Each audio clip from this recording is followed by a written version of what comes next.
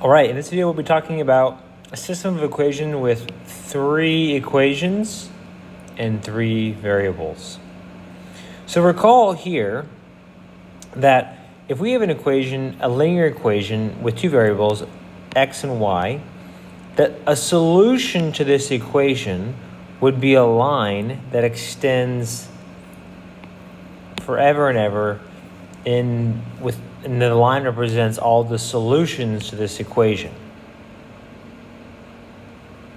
Now, in order to kind of get an idea of where we're going, you have to understand that we're going to be looking at equations that have 3 variables in them, x, y, and z.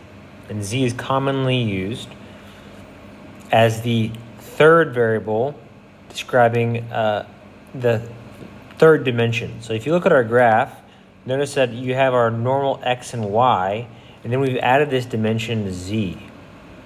Now we're not going to get into this much, okay? But now at least. But you have to recognize that while up here the solutions to this equation form a line, the solutions to this equation form a plane. And this plane extends infinitely up, down, left, right. Now, again, you don't necessarily have to grasp that fully. I just want to give you a background of, because we'll be really looking at these equations. You'll be asking yourself, where do these equations come from? They represent a 3-dimensional plane. Okay? All right. So, recall that in a system of 2 equations, that a solution, if we had 2 equations, here 1 and 2, a solution would just be 1 point, 2, 0, let's say in this case. And if you plugged in 2 and 0, right, it would satisfy both of these equations. 16 equals 16, 16 equals 16. In a system, though, with 3 equations and 3 variables, you also are looking for 1 point of intersection between all 3 equations, or in this case, all 3 planes. And you can see here, there's one plane, here's another plane, and then this would be a third plane. And your solution would be x, y, z, some solution that has 3 numbers in it. Okay.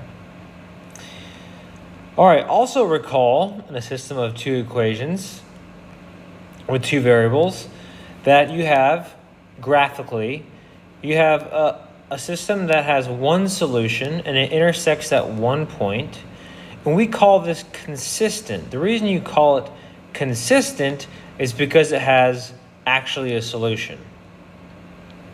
It's inconsistent if it has no solution. And you can see here that this has no solution because the system of equations, the 2 lines are parallel, so they never intersect. The third instance is if you have infinite solutions, that is, it's the same line, we call that consistent again because it has solutions, but we actually call this dependent because the system is, these lines are dependent of each other, right? In this one over here, we call this independent because we have 2 different independent lines. Similarly, in a system for 3 equations with 3 variables, we have an instance where we have just one solution.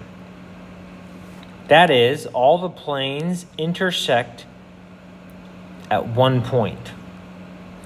Another instance is where we have infinite number of solutions, and in this case, all 3 planes intersect over this line. And of course, this line goes on forever and ever up and down, and these planes keep going up, out, and down.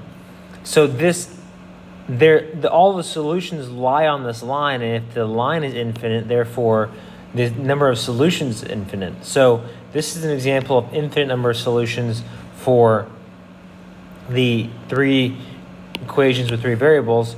and there's no solutions is if three planes, which represent the three equations, do not intersect. That is, at least two of the planes. Notice that here, plane 1 and plane 2, that they are parallel to each other, and so that they will never intersect.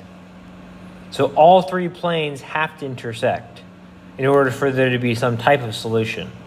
If two planes are parallel, then there is no solutions, because regardless that plane 3 is intersecting, both the planes 1 and 2 will never intersect, okay?